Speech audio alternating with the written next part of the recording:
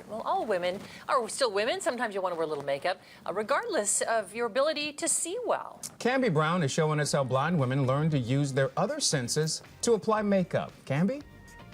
Good morning. So we are live this morning at MDRx right off of Monroe and Fair Oaks Boulevard. And here's the thing. Women who can see have trouble blending their makeup. And so women who can't see, of course, are going to have that problem as well. And so because of that, you have to use certain products, not a lot of cream products like a foundation or a concealer, because those are harder to blend. Let me introduce you to Judith, who is an esthetician here at MDRx, and also Gina, who has been blind for the past 25 years.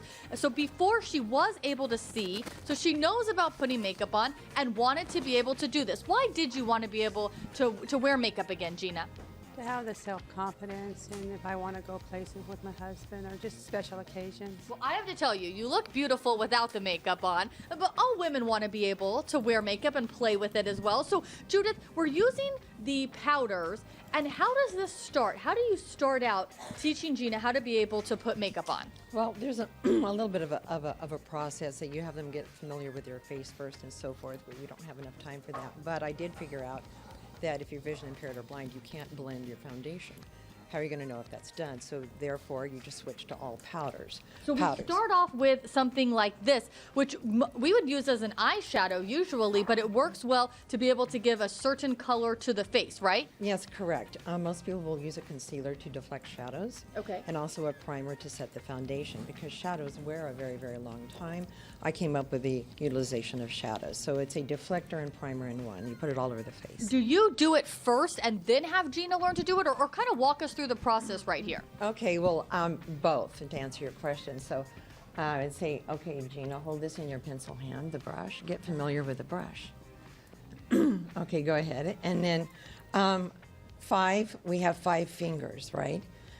So I have the person go 1, 2, 3, 4, 5, and then tap, and then go ahead and then move it.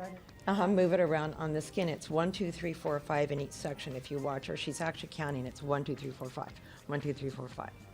As she goes around. And so now this is a deflector.